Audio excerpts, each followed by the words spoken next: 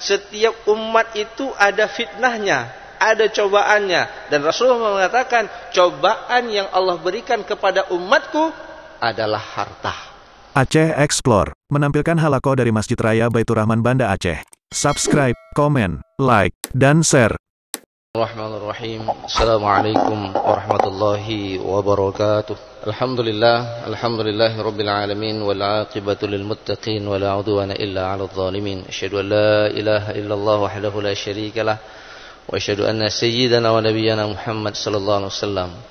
Allahumma la 'ilma lana illa ma 'allamtana innaka antal alimul hakim wa tub lana innaka antat tawwabur rahim. Rabbi shrah li sadri wa yassir li amri wa hlul 'uqdatam min lisani yafqahu qawli. Alhamdulillah, semoga setiap nikmat yang Allah curahkan kepada kita menjadikan kita hamba yang semakin dekat dengan Allah Subhanahu wa taala. Karena seiring dengan perputaran waktu, umur kita semakin menua, kematian pun semakin mendekat.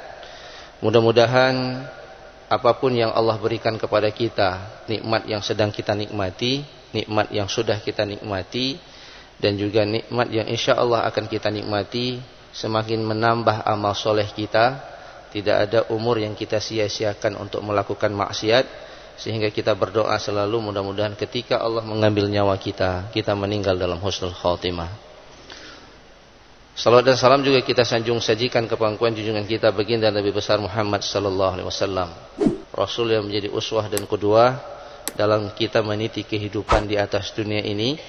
Apabila kita mengikuti Rasul, mudah-mudahan kita bertemu dengan Rasul di dalam indahnya taman-taman syurga. Jamaah yang dimuliakan oleh Allah Subhanahu wa taala, kita akan lanjutkan kajian kita. Kalau minggu yang lalu kita membahas bagaimana fitnah harta yang dijelaskan oleh Ibnu Qudamah dalam kitab Minhajul Ghasidin. Pada pagi ini jamaah yang dimuliakan oleh Allah Subhanahu wa taala, kita akan lihat bagaimana kedudukan harta dijelaskan di dalam Al-Qur'an. Dan ternyata jemaah yang dimuliakan oleh Allah Subhanahu wa taala, harta itu bisa membawa kepada kemuliaan, tapi harta itu juga kemudian bisa menimbulkan fitnah bagi kita semua. Jemaah yang dimuliakan oleh Allah Subhanahu wa taala, di dalam surah Al-Baqarah Allah Subhanahu wa taala ayat 180 menjelaskan kepada kita, kutiba alaikum idza hadara ahadakumul maut in taraka khairanil wasiyyatu lil walidaini wal aqrabina bil ma'ruf haqqan 'alal muttaqin. Di dalam ayat ini jemaah yang dimuliakan oleh Allah Subhanahu wa taala, Allah Subhanahu wa taala menyebutkan harta itu dengan khairan. Khairan itu sesuatu yang memberikan banyak kebajikan. Allah mengatakan diwajibkan atas kamu apabila seseorang di antara kamu kedatangan tanda-tanda kematian, jika dia meninggalkan harta yang banyak. Di sini tidak disebutkan harta itu dalam bentuk al-mal, tapi disebut in taraka khairan. Jadi sesuatu yang sifatnya kita warisi kepada anak-anak kita, dan sesuatu ini yang bisa kita warisi salah satunya adalah harta. Maka Allah menyebutkan dengan istilah khairan. Jadi harta itu adalah sebuah kebaikan, harta itu adalah sebuah kemuliaan. Maka berwasiatlah untuk kedua orang tua atau karib kerabatnya bil ma'ruf, secara ma'ruf, haqqan 'alal muttaqin, dan ini menjadi kewajiban bagi orang-orang yang bertakwa. Nah, jemaah yang dimuliakan oleh Allah Subhanahu wa taala, kalau kita lihat dari aspek fikih hukumnya, maka jemaah yang dimuliakan oleh Allah, meninggalkan wasiat dalam ayat ini dimaknai sesuatu yang sifatnya sunat, bukan sesuatu yang sifatnya wajib. Kenapa? Karena kita tidak menginginkan pasca kematian kita harta itu kemudian berubah dari khairan menjadi fitnah bagi anak keluarga yang kita tinggalkan. Jemaah yang dimuliakan oleh Allah Subhanahu wa taala, di dalam surah An-Nisa ayat 5 Allah Subhanahu wa taala menyebutkan harta itu dengan istilah qiyam, yang artinya adalah sesuatu yang menopang kehidupan kita. Allah Subhanahu wa taala mengatakan, wala tu'tus sufaha'a amwalakumul lati ja'alallahu lakum qiyama, dan janganlah kamu serahkan kepada orang-orang yang belum sempurna akalnya, yaitu anak-anak yatim yang belum sampai pada umur baligh, harta mereka yang dijadikan Allah sebagai pokok kehidupan bagi mereka. Jadi harta ini sebagai aset untuk melanjutkan kehidupan mereka. Jadi qiyam bermakna di sini adalah sesuatu yang akan menopang kehidupan daripada manusia. Maka jemaah yang dimuliakan oleh Allah Subhanahu wa taala, di dalam dua ayat ini menunjukkan bahwa kedudukan harta itu sebenarnya adalah sesuatu yang bisa memberikan kepada kita adalah kemuliaan. Jadi khairan dengan qiyam. Khairan ini adalah sesuatu yang baik. Jadi ketika kita mencari harta, kita cari dengan cara yang halal, maka harta ini akan berfungsi untuk menopang hidup kita dan juga memberikan kita kemuliaan, baik di sisi manusia maupun di sisi Allah Subhanahu wa taala. Maka jemaah yang dimuliakan oleh Allah Subhanahu wa taala, di dalam tafsir Al-Karimun Ar-Rahman, Syekh Sa'di At-Tamimi dia mengatakan bahwa terkait dengan ayat An-Nisa ayat yang 5 ini, wala tu'tus sufa amwalakum allati ja'alallahu lakum qiyama, beliau mengatakan bahwa seorang wali dilarang oleh Allah Subhanahu wa taala menyerahkan uang kepada mereka yang belum sempurna akalnya. Karena khawatir harta itu akan hancur, sedangkan harta itu adalah pokok kehidupan bagi anak-anak yatim yang ditinggalkan oleh kedua orang tuanya. Maka jemaah ini dimuliakan oleh Allah Subhanahu wa taala, jadi harta ini akan memberikan kemuliaan minimum ada 3. Yang pertama, banyak jenis ibadah di dalam Islam itu ditopang dengan harta. Contoh, kita tidak akan mampu mengeluarkan zakat kalau kita tidak menjadi muzaki. Maka pendapatan seorang muslim itu minimum, kalau kita ngambil passing grade-nya Baitul Mal Aceh, itu pendapatan kita yang dikenakan profesi itu 6,5 juta, bukan UMR atau UMP. Kalau UMR Aceh kalau saya tidak salah masih angka 3,2. Nah, kalau 3,2 dianggap itu upah minimum provinsi. Tapi dia masih bisa menjadi mustahik, orang yang menerima zakat. Maka seorang muslim itu harus bekerja dan berusaha, jangan sebagai penerima, tapi sebagai pemberi, muzaki. Berapa minimum pendapatan kita melewati paras zakat? Berapa paras zakat? Ya, 6,5 juta, sesuai dengan kenaikan harga emas hari ini. Nah, jemaah yang dimuliakan oleh Allah, banyak sekali jenis ibadah yang kemudian ditopang oleh harta. Mau pergi umroh, mau pergi haji, butuh kepada harta. Jadi harta ini yang kita dapat bisa memberikan kebaikan kepada kita. Begitu juga dengan sedekah, begitu juga dengan wakaf. Yang itu jemaah yang dimuliakan oleh Allah Subhanahu wa taala, sudah banyak pembahasan dari guru-guru kita bagaimana zakat, wakaf, sedekah itu memberikan kebaikan kepada kita bukan hanya di dunia tapi berdampak kepada kehidupan pasca kematian.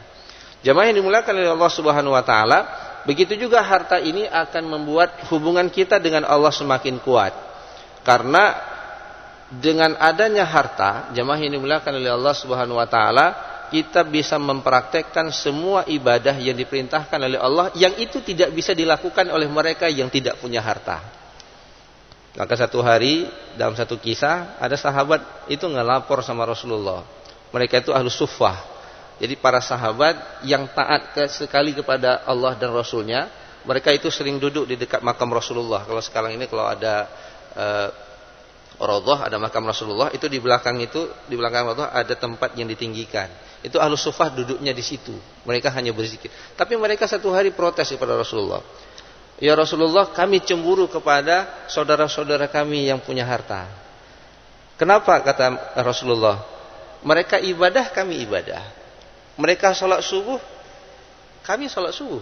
Mereka baca Quran, kami baca Quran. Tapi mereka bisa berjihad dengan hartanya, kami tidak bisa melakukannya.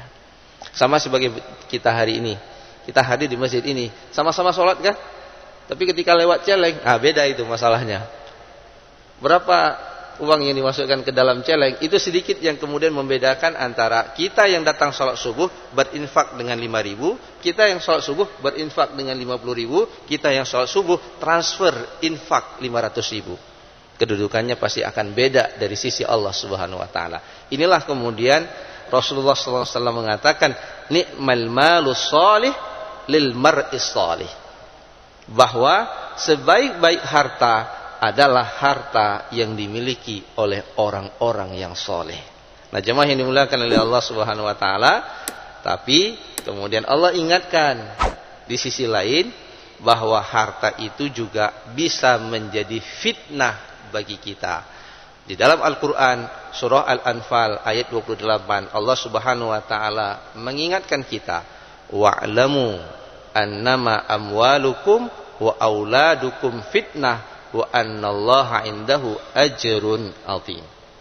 Di sini ada tikungan yang kita harus menjaga diri kita, menjaga anak kita, menjaga keluarga kita. Sesungguhnya Allah katakan, ketahuilah sesungguhnya harta dan anak-anak kamu akan menjadi fitnah bagimu. Nah, jemaah yang dimuliakan oleh Allah Subhanahu wa taala, di dalam hadis Tirmizi Rasulullah mengatakan, inna likulli ummatin fitnah wa fitnata ummati al-mal.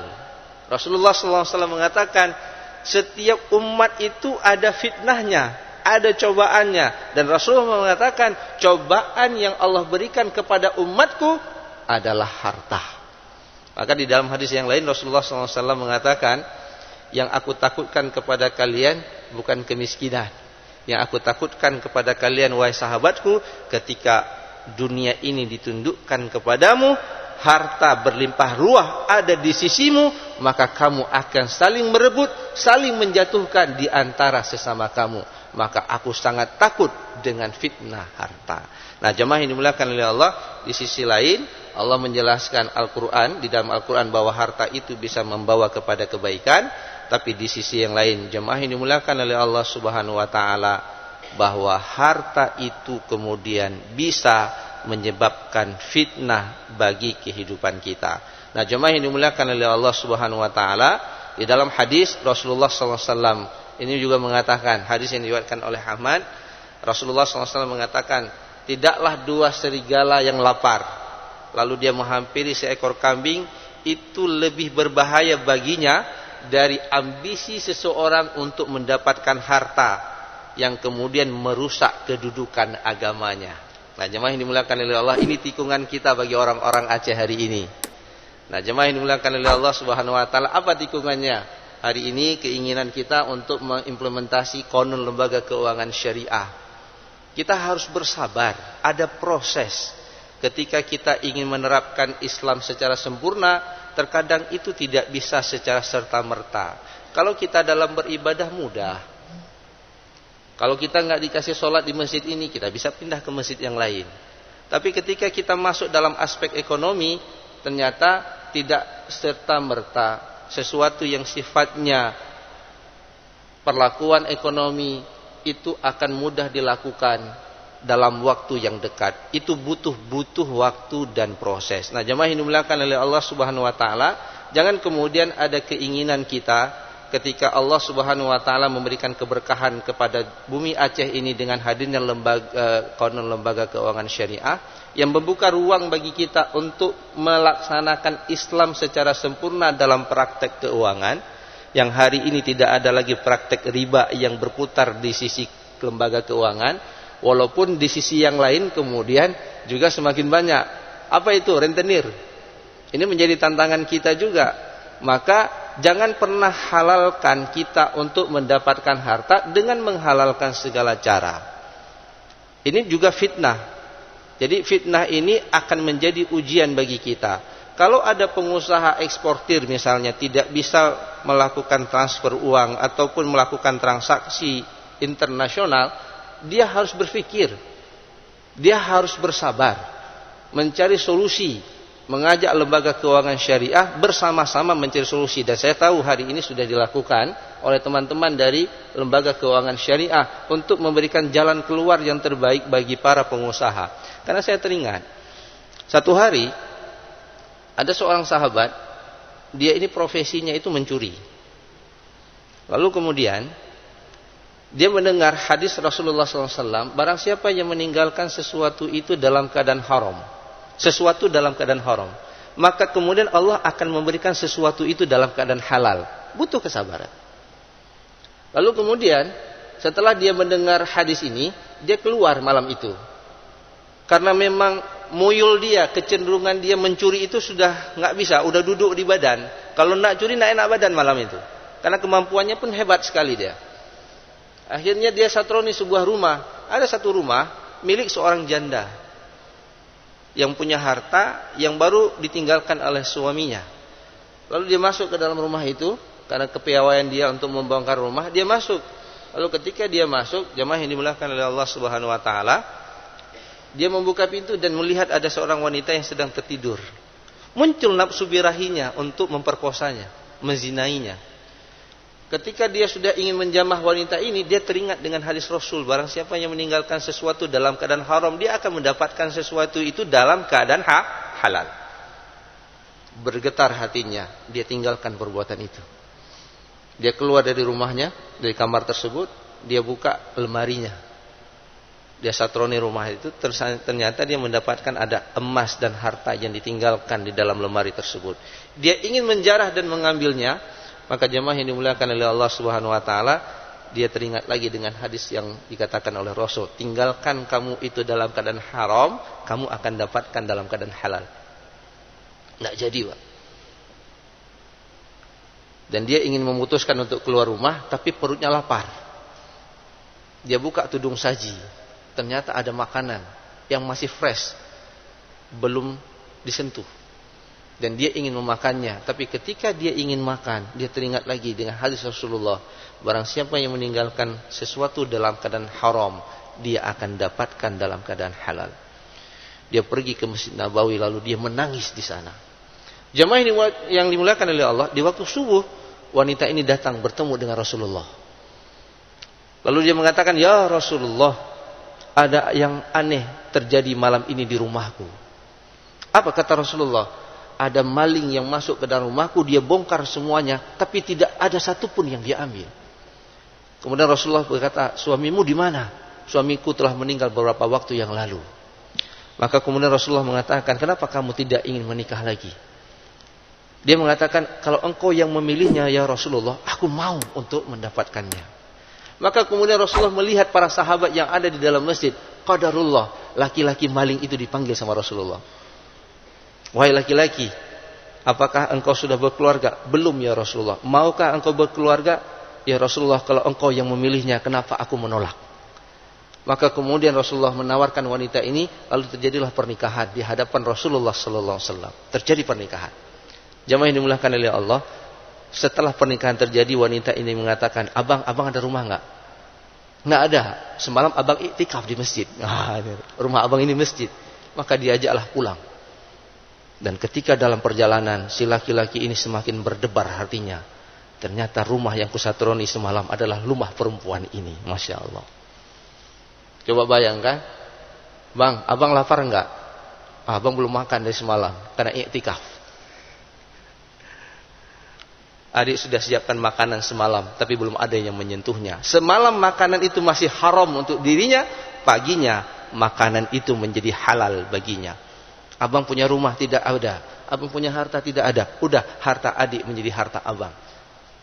Yang selanjutnya itu urusan mereka berdua. Tidak perlu saya lanjutkan. Coba bayangkan jemaah yang dimuliakan oleh Allah. Barang siapa yang meninggalkan sesuatu dalam keadaan haram, dia akan mendapatkan sesuatu dalam keadaan halal. Ini yang terkadang harus kita bawa dalam keimanan kita. Kita tidak meyakini terkait dengan masalah rezeki ini, bahwa Allah Subhanahu wa taala bekerja untuk kita. Ketika keimanan kita kepada Allah dalam mencari rezeki semakin membesar.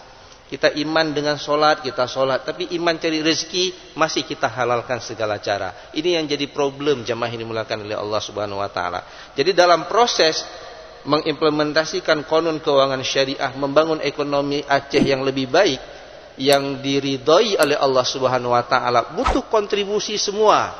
Bukan hanya pelaku lembaga keuangan syariah, tapi juga masyarakat kita harus merubah mindset dalam mencari harta. Kita sudah terlalu lama mencari harta secara kapitalis. Kita hanya ingin mencari keuntungan, kita ingin mendapatkan dengan cara yang cepat. Mari sekarang kita berproses supaya Allah ridha dengan kita, bahwa harta yang kita dapatkan hari ini bukan hanya untuk kehidupan kita di dunia, Tapi harta ini yang kita dapatkan harus kita bisa pertanggungjawabkan di hadapan Allah Subhanahu wa taala. Maka Rasulullah mengatakan, harta yang kamu dapat itu akan ditanya min ainak tasabaha wa biman anfaqaha. Ini sering sekali yang saya ulang-ulang dalam kajian kita. Allah Subhanahu wa taala akan bertanya, harta itu kamu dapatkan dari mana? Harta itu kamu gunakan kemana? Artinya jangan pernah halalkan segala cara untuk mendapatkan harta. Maka Allah katakan, ya ayyuhalladzina amanu la ta'kulu amwalakum bainakum bil batil. Hai orang-orang yang beriman, janganlah engkau makan. Berarti kalau kita makan ada proses mencari. Yang kita cari dengan cara yang batil, tidak sesuai dengan aturan-aturan Allah Subhanahu wa taala. Nanti kita tidak bisa mempertanggungjawabkan hal itu di hadapan Allah Subhanahu wa taala. Begitu juga kemudian wabiman anfaqaha, kemana engkau gunakan harta. Minggu kemarin kita sudah membahas antara istilah israf dengan tabdzir. Allah katakan, wa atidal qurba haqqahu wal miskin wa ibnas sabil wa la tubadzir tabdzira. Kadang-kadang orang kalau punya harta, apa urusan kamu, ini kan uang saya. Mau saya pakai kemanapun ya terserah. Di dalam Al-Quran tidak seperti itu. Harta itu adalah titipan milik Allah. Kalau Allah berkehendak, harta yang kita punya, rumah yang kita punya, aset mobil, kendaraan yang kita punya, hari ini juga bisa diambil oleh Allah dalam sekejap mata. Ingat kasus tsunami di Aceh. Hebat kali kita, kaya kali kita. Sebentar saja Allah turunkan bencana alam, 15 menit miskin kita. Semua aset yang kita punya hilang. Semua aset yang kita punya hancur. Kita kembali kepada titik nadir pada waktu itu. Nah, jemaah yang dimuliakan oleh Allah, karena ini harta milik Allah, jangan kemudian kita sombong. Seakan-akan harta ini milik kita. Kita berhak menggunakan sekehendak hati kita. Allah katakan, wala tubadzir tabdzira. Jangan mubazir. Mubazir ini adalah perbuatan syaitan. Saya ingin ulang antara mubazir dengan israf. Kalau israf itu berlebihan, masih dalam kategori halal. Kita beli baju, sepatutnya baju ini cukup 7 biji, karena 7 hari, satu baju 1 hari, gitu kan kira-kira. Tapi kita beli sudah 14 biji. Kapan kita gilirkan? Itu israf. Kalau mubadzir itu lebih kepada memunculkan kemurkaan dari Allah, karena harta itu kita gunakan pada hal-hal yang bertentangan dengan aturan Allah Subhanahu wa taala. Kita gunakan harta terlibat dalam judi. Kita gunakan harta, kita putar pada tempat yang diharamkan oleh Allah. Boleh saya katakan, bukan mubazir ini, misalnya kita gunakan, ini sesuatu yang dimakruhkan oleh Allah. Ini bisa merusak kesehatan kita. Lalu kita tetap menggunakannya. Itu mubazir. Kenapa? Karena mengandung unsur yang dimurkai oleh Allah Subhanahu wa taala. Jadi jemaah yang dimuliakan oleh Allah Subhanahu wa taala, mudah-mudahan harta satu sisi dia akan memberikan kebaikan kepada kita. Bagaimana kebaikan ini akan diberikan oleh Allah kepada kita? Ketika sumber pendapatannya halal, penggunaannya juga sesuai dengan apa yang diinginkan oleh Allah Subhanahu wa taala. Lalu harta ini juga bisa menyebabkan fitnah. Bisa jadi dengan harta ini kita bangga, bisa jadi harta ini membuat kita sombong, bisa jadi harta ini menjadikan kita menggunakannya tidak sesuai yang diinginkan oleh Allah Subhanahu wa taala. Maka ketika kita mencoba mengislamkan cara kita bekerja, cara kita berbisnis, memang butuh kesabaran. Itulah ujian daripada keimanan. Tapi Ustaz Yasir menjawab problematika ekonomi Aceh dengan pendekatan iman, dengan pendekatan Al-Quran. Karena itulah tuntutan Al-Quran kepada kita. Jadi jemaah yang dimuliakan oleh Allah Subhanahu wa taala, artinya ketika hari ini ekonomi Islam diterapkan di Aceh, lembaga keuangan syariah diterapkan di Aceh, ada problematika, ada tantangan. Tapi dengan keimanan, mari kita selesaikan bersama. Ada kewenangan pemerintah di sini, ada kewenangan pelaku usaha di sini, ada kewenangan pelaku perbankan syariah di sini. Kita kolaborasi. Di mana ada masalah, kita carikan solusi.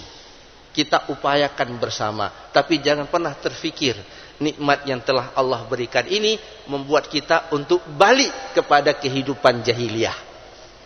Sudah riba dihilangkan di Aceh, tiba-tiba kita ingin mengembalikan ini. Pertanyaannya, di mana keimanan kita? Emang lembaga keuangan konven lah yang membuat Aceh ini kaya? Enggak, sudah lama mereka di sini. Kok Aceh masih tetap miskin?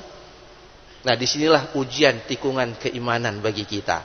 Mari kita buktikan keimanan kita dalam aspek ekonomi kita besarkan.